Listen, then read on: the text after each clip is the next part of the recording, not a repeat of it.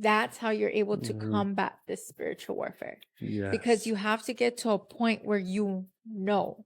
And the Mhm. only way you're going to get to that point is if you're in your word, you're listening to proper teachings, because Yep. there's a bunch of teachings out there that is just like, it's going to condemn you more. It's going to feed those thoughts. Mhm. And sadly, we have pastors on the pulpit feeding the same thoughts that the Mhm. enemy's putting in there, Yes. which is sad, because now you're looking at this pastor and it's like, bro, you're a representative of God. That means that if you're representing God, that means that that's how God is. Mm. So now it's just like, dude, you just fed that thought. You're a mouthpiece for God, and when Yeah. you're speaking and you're not speaking accurately, that can damage people. Yeah.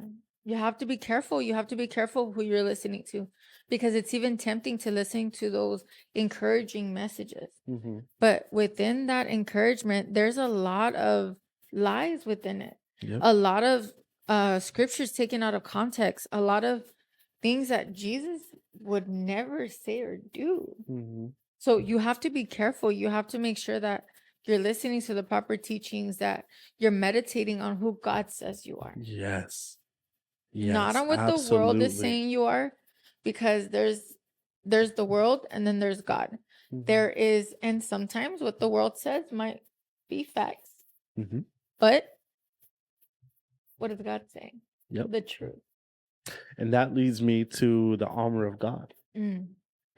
Ephesians chapter 6, verse 14 through 18, it says, "Put on truth as a belt to strengthen you to stand in triumph. Put on holiness as the protective armor that covers your heart. Stand on your feet, alert. Then you'll always be ready to share the blessings of peace. In every battle, take faith as your wraparound shield, for it is able to extinguish the blazing arrows coming at you from the evil one. Mm. Embrace the power of salvation's full deliverance, like a helmet to protect your thoughts from lies. And take the mighty razor sharp spirit, sword of the spoken word of God. Pray passionately in the spirit as you constantly intercede with every form of prayer at all times. Pray the blessings of God upon all his believers." When we're putting on God, when we're putting on the armor of God, essentially we're putting on Christ. Yes. We're putting on Jesus. Yep. And by trusting in these truths, standing firm in them, believers can resist the evil schemes of the devil.